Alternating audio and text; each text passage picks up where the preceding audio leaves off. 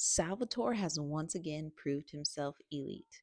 Now, Servant of the Shard follows Jarlaxle Bayenry and Artemis Intrury, who are two sides of the same coin, with Jarlaxle being wonderfully mysterious and Artemis Intrury being frustratingly mysterious. Now, Servant of the Shard is not our first introduction to these characters, as we have met them before in the previous 13-part series, The Legend of Drizzt.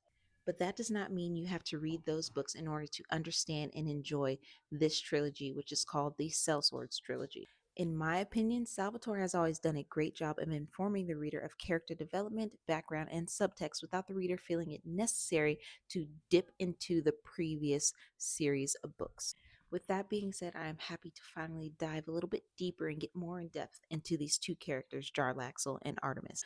Jarlaxle is the leader of the rogue male group Bragendareth, which consists of renegade male drows from the cities of Menzoberranzan and Chednasad, or also known as the City of Shimmering Web. Jarlaxle's flamboyant, cunning, and intelligent ways allow for him to manipulate those he and his band are hired by in order to get him better standing and increasing wealth. Entreri, on the other hand, is rough, rugged, skilled, and equally as intelligent. Now, in Truri, he finds himself prisoner of Jarlaxle, and through his many connections and his killer reputation on the surface world, he works to free himself from the evil Drow band. Now, the Crystal Shard is a sentient artifact that wants total control, but it can only gain total control by manipulating those the shard itself can control. This evil crystal shard is in the possession of none other than Jarlaxle Bayenry, and given his many wonderful attributes, the pair that is Jarlaxle and the Crystal Shard begin to make major strides and ripples in the surface world.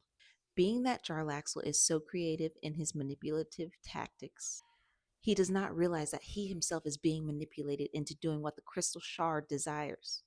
Now, get this, it takes Jarlaxle's prisoner, that is Artemis Entreri, to bring Jarlaxle to the realization, but this is only after Entreri discovers that Jarlaxle's own mercenary band has planned to usurp his authority and take control of Bregendareth. So now these two enemies, Jarlaxle and Artemis, captor and captive, must work to evade Bregendareth and destroy the Crystal Shard. Everything that I love about fantasy novels, Salvatore seems to capture on a very regular and consistent basis.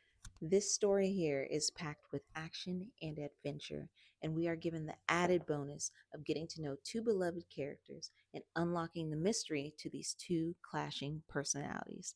I give the Crystal Shard about a 4 out of 5 stars.